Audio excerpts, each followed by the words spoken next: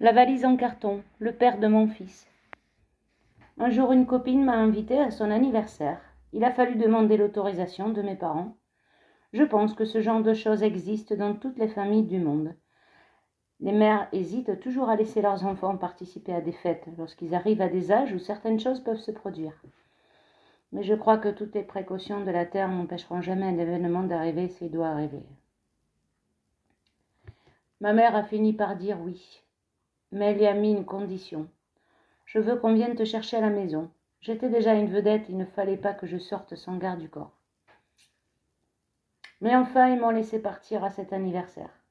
C'est une chose suffisamment rare pour que je m'en souvienne encore aujourd'hui. Nous n'avions jamais le droit de sortir, et nous n'avions pas vraiment de réunion de famille pour nous entraîner au dehors. Peut-être une fois tous les 3 ans. À cet anniversaire, il y avait au milieu des invités un garçon comme les autres. Il allait pourtant devenir le père de mon fils, ce qui n'est pas si commun au bout du compte. Je ne savais pas à quel point nous allons lier nos destinées, mais dès qu'il a commencé à me parler et me baratiner, me semble plus juste, je me suis laissé porter. On dit emballer chez vous. Eh bien, je me suis laissé emballer. Pas parce qu'il est plus beau qu'un autre, la beauté n'a jamais eu d'importance pour moi, mais je me suis laissé charmer par son intelligence. J'ai toujours su que les hommes beaux pouvaient être stupides et la bêtise est une chose que je ne supporte pas. Je n'ai jamais admis à mes côtés des gens incapables de répondre à mes réponses, et j'ai toujours eu envie d'être avec des gens qui en savent plus que moi. Lorsque je pose une question, je veux que la personne qui est à mes côtés puisse me répondre. Si elle se révèle incapable de me donner la solution, pour moi c'est une idiote. Je suis catégorique. Je n'ai jamais su ce que c'était que le gris. Pour moi, on est noir ou blanc.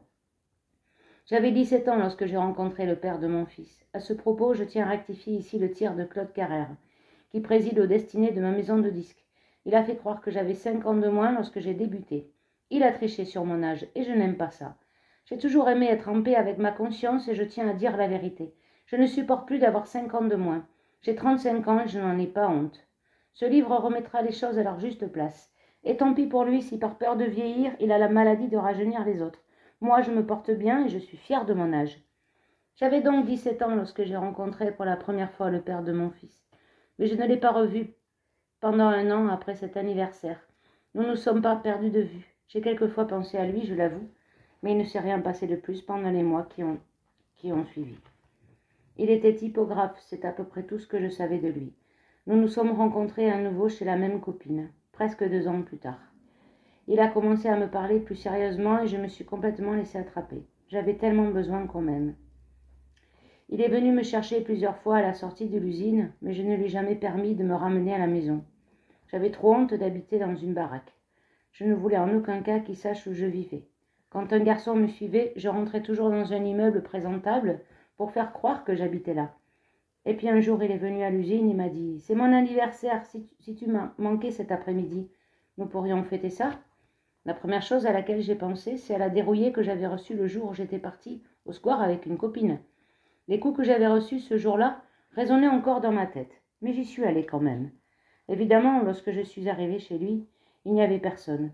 Ses parents qui devaient fêter l'anniversaire avec nous enfuis. J'ai eu peur, j'ai dit « Je ne reste pas ».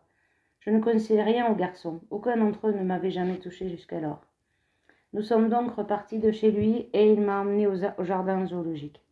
Le jardin, à ce moment-là, avait encore un côté très sauvage et les gens allaient y pique-niquer. Je n'oublierai jamais que c'était un 24 septembre à 17h.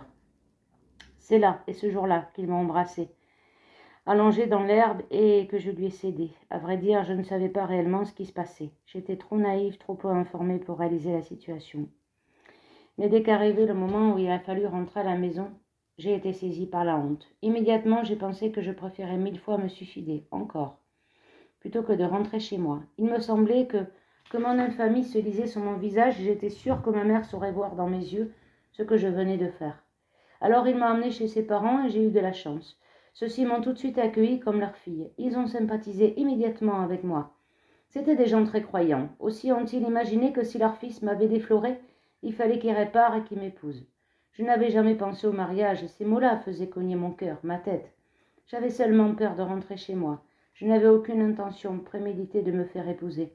Et puis sortie d'une famille de 8 enfants pour tomber dans une famille de 10 enfants. J'étais très pieuse moi aussi. J'ai déjà raconté combien je m'adressais au bon Dieu lorsque j'étais au collège. Je crois en Dieu, même si je n'ai pas été élevée de façon très religieuse. Mon père ne voulait pas que nous allions à la messe. Il nous l'interdisait.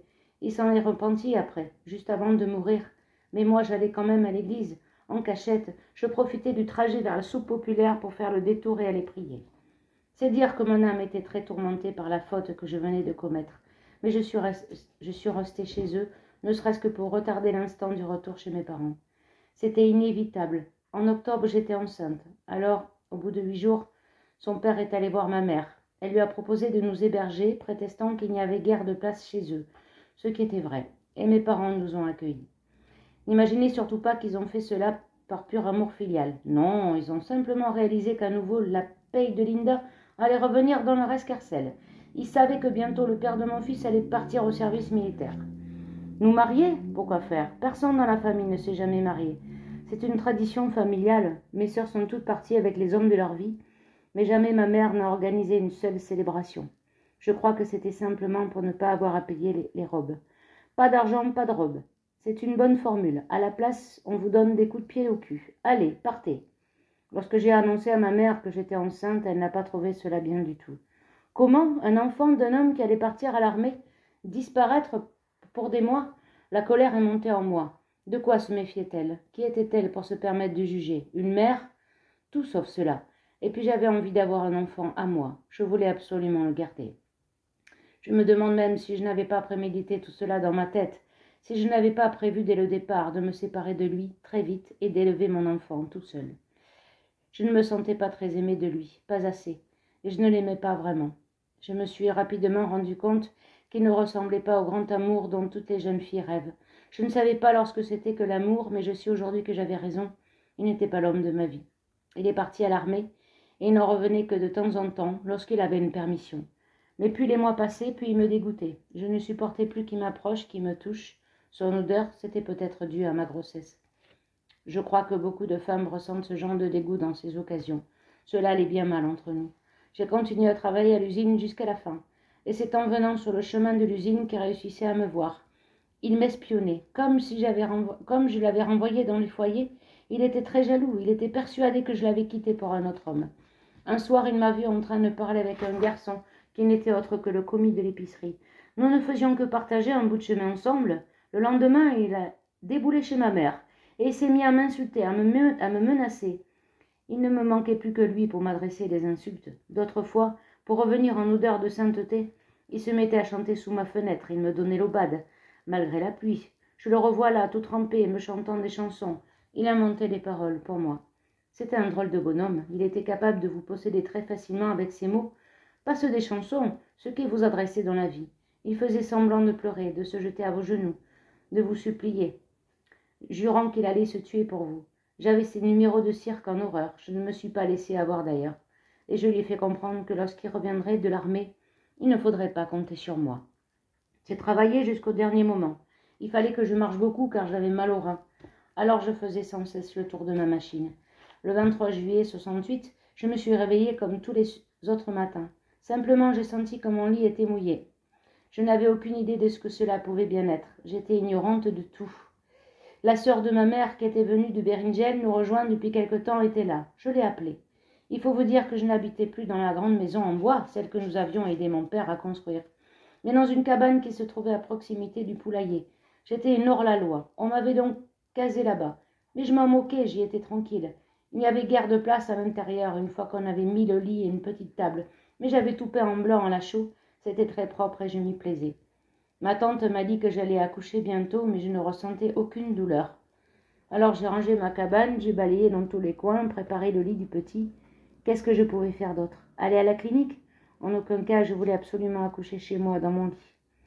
Je vais vous dire pourquoi je n'ai pas voulu aller à l'hôpital. Le père de mon fils était en prison et il aurait dû venir voir le bébé, menottes aux mains, entre deux gardes. Je n'avais pas du tout envie que cela se passe comme ça. Or, il était impossible de sortir de la clinique sans que le nom de l'enfant soit inscrit officiellement au registre.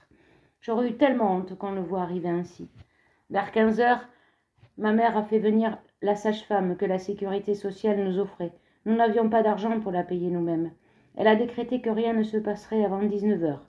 Et elle est repartie. J'ai eu ensuite la visite d'une amie que j'aimais bien, Madame Kouka.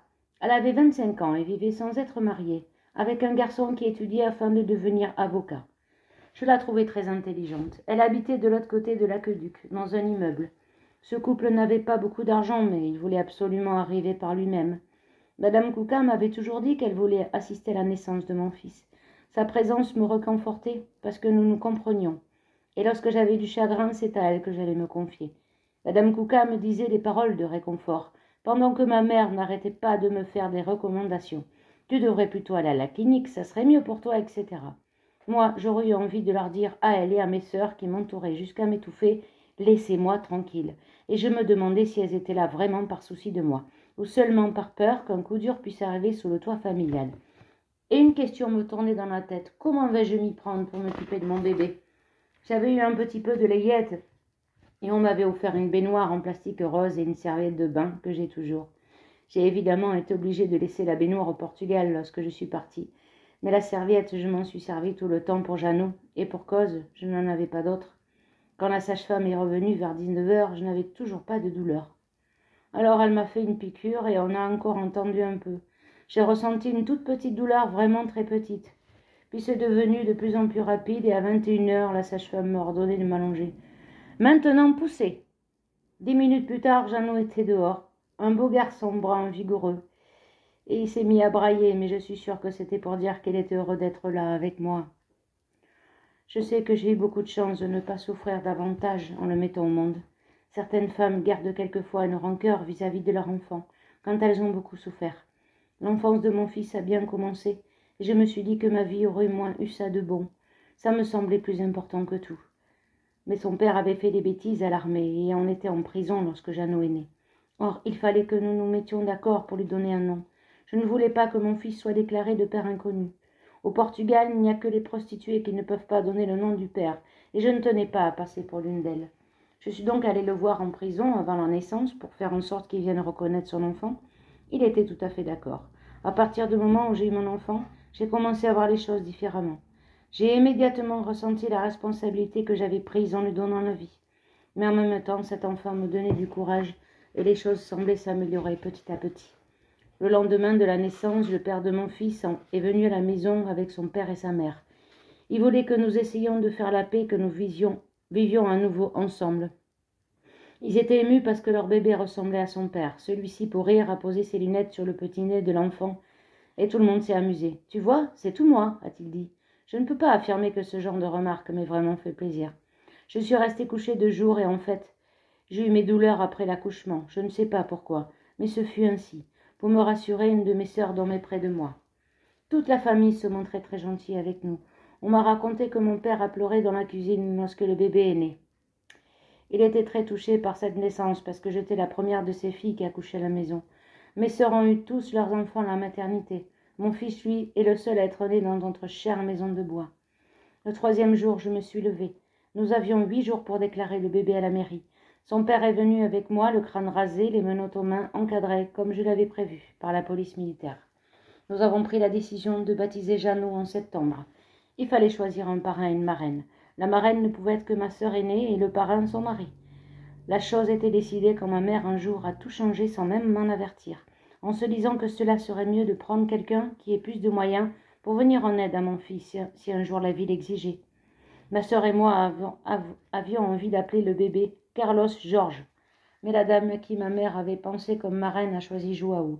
Sur le coup, j'ai fait sûrement un peu de peine à ma sœur aînée en me rangeant à l'avis de ma mère, mais en compensation et en quelque sorte, pour lui faire plaisir, j'ai ajouté le nom de Carlos à celui de Joao, et mon garçon s'est trouvé baptisé Joao Carlos comme un petit roi, et en France, nous l'avions appelé Jeannot. Cette dame est venue me voir pour me dire qu'elle s'occuperait de tout, et moi je n'ai rien fait jusqu'à un certain point. J'ai été d'accord pour lui laisser toutes les prérogatives, mais elle a ajouté que si je voulais porter chance à l'enfant, il ne fallait surtout pas que je vienne au baptême. Elle était superstitieuse et c'était, paraît-il, une tradition. Si vous vouliez que votre fils soit heureux toute sa vie, ainsi une mère ne devait pas voir son fils porté sur les fonds baptismaux. Je me suis effondrée en larmes. Cet enfant, c'était le mien, et on voulait déjà m'en priver. Alors que je commençais à peine à m'y habituer. Au début, j'avais peur de le casser lorsque je le langeais. Mais comme je suis superstitieuse, moi aussi, j'ai fini par céder. Ce qui fait que toute la journée du baptême, j'ai pleuré seule dans ma cabane. Je me demandais sans cesse ce qu'ils étaient en train de faire à mon fils. Je m'aperçois aujourd'hui que je n'ai jamais été à aucun baptême. Je ne sais pas ce que c'est. Mais c'est peut-être parce que je n'ai pas suivi celui de Jeannot que j'ai eu de la chance. Dire que je n'ai même pas une photo de son baptême. Quand ils sont revenus de l'église, je suis allée chez la marraine, choisie par ma mère, qui avait préparé une petite fête. Puis je suis rentrée avec mon fils.